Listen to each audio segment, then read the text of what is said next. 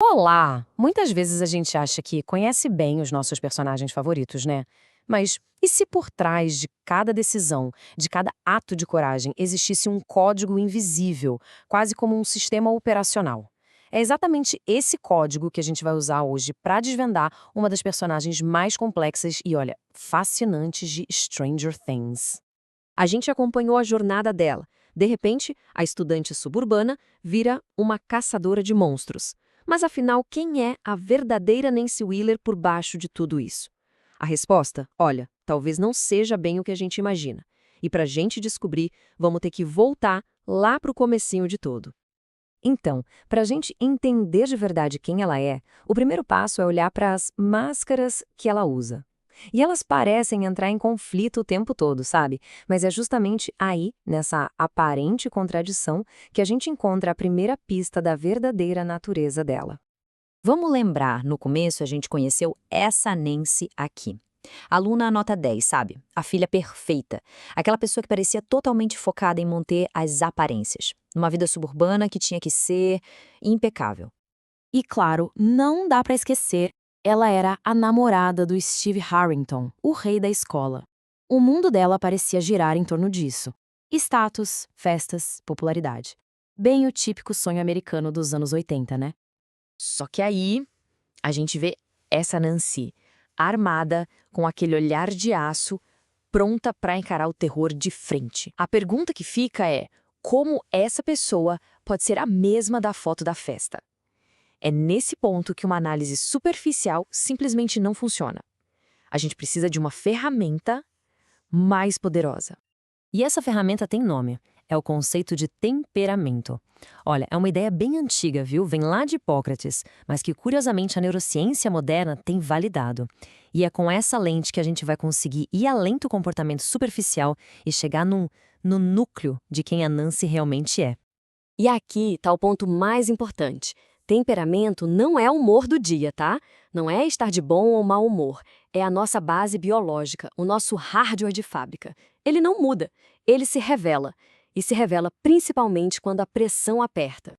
E é aqui que a gente chega no coração da nossa análise. A Nancy é uma mistura fascinante de dois temperamentos, o colérico e o melancólico. Para ficar fácil de entender, pensa assim: o lado colérico é o motor dela, é o que dá um impulso, a vontade de agir, de dominar a situação.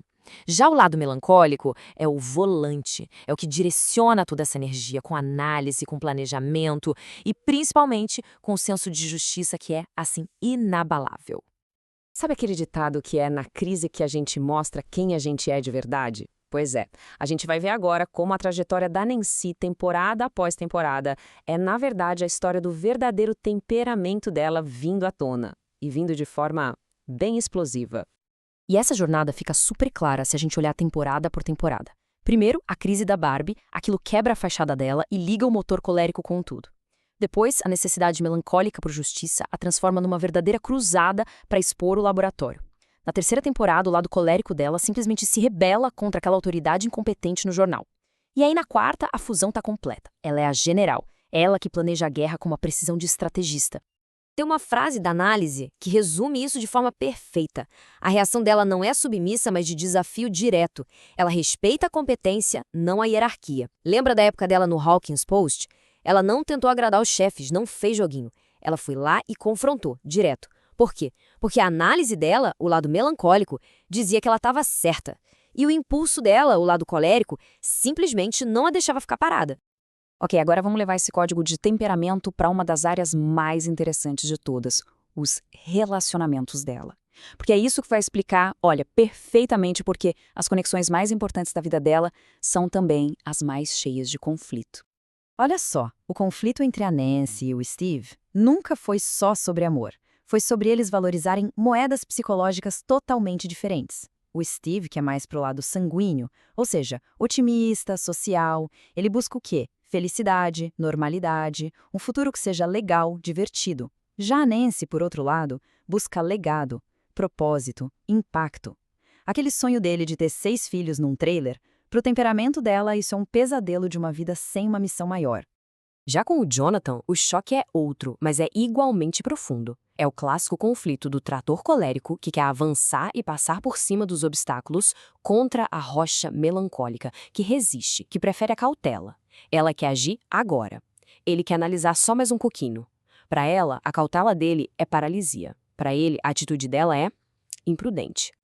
Então, depois de juntar todas essas peças, as ações dela, os conflitos, essa evolução toda, qual é, afinal, o nosso veredito sobre a Nancy Wheeler? No fim das contas, a resposta é bem clara. A Nancy Wheeler é um exemplo clássico do arquétipo da estrategista. Ela tem toda a força de vontade de uma pessoa colérica, mas essa força é guiada pela profundidade e pela análise de uma melancólica. Quando a gente para pensar, faz todo o sentido do mundo que ela tenha se tornado a líder tática de Hawkins. E o mais incrível é que a percepção do público geral meio que confirma essa análise. Dados psicométricos mostram que as pessoas a enxergam como alguém ansiosa por agir, diligente e super realizadora. Sabe o que isso quer dizer? Que essas são marcas registradas do temperamento colérico.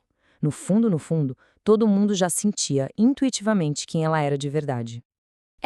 Tudo se encaixa. A motivação dela é a mistura da busca por justiça, que é melancólica, com a necessidade de conquista, que é colérica. A liderança, pura colérica, direta, estratégica. E o jeito de pensar, totalmente melancólico, analítico, focado nos detalhes. Como a gente falou lá no começo, esse é o sistema operacional dela. E tudo isso nos deixa com uma pergunta crucial para a temporada final. Essa combinação tão poderosa que faz dela uma líder incrível, essa recusa em dar um passo atrás, esse impulso por justiça a qualquer custo, será que vai ser a salvação de Hawkins ou vai ser a ruína dela mesma? A resposta, como a gente viu, está gravada no temperamento dela. Valeu por acompanhar essa análise.